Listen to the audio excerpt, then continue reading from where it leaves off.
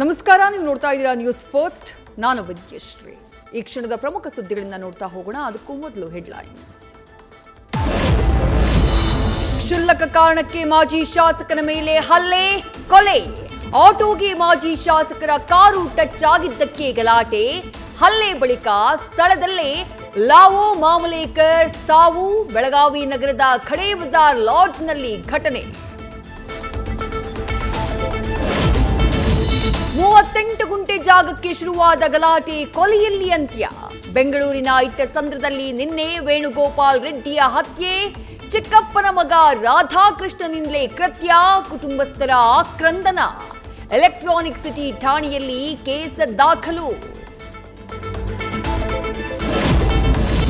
ಜಮೀನು ವಿಚಾರಕ್ಕೆ ಟಿಟಿಡಿ ಮಾಜಿ ಅಧ್ಯಕ್ಷನ ಪುತ್ರನ ಕೆರೆ. ಅನುಷ್ಕಾ ಕನ್ಸ್ಟ್ರಕ್ಷನ್ ಸಿಬ್ಬಂದಿ ಜೊತೆ ಶ್ರೀನಿವಾಸ ಗಲಾಟೆ. ಬೆಂಗಳೂರಿನ ಹೂಡಿ ಗ್ರಾಮದಲ್ಲಿ ಕಾಂಪೌಂಡ್ ಹಾಕ್ತಾ ಇದ್ದಂಥ ಶೀಟ್ನ ಕಾಲ್ನಿಂದ ಒದ್ದು ಹಲ್ಲೆಗೆ ಯತ್ನ.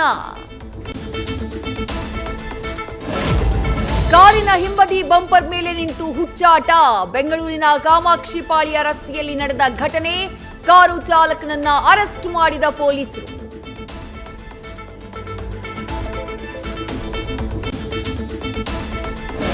ದೆಹಲಿ ಮೆಟ್ರೋದಲ್ಲಿ ಬಿಟ್ಟಿಯಾಗಿ ಜಾಲಿ ರೈಡ್. ಟೋಕನ್ ತೆಗೆದುಕೊಳ್ಳದೆ ಏಕಾಏಕಿ ಜಂಪ್ ಮಾಡಿದ ನೂರಾರು ಪ್ರಯಾಣಿಕರು.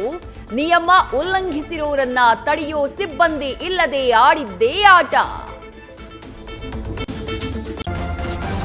ನ್ಯೂಸ್ ಫಸ್ಟ್, ನಿರ್ಭೀತಿಯಿಂದ ನಿಮ್ಮ ಪರವಾಗಿ.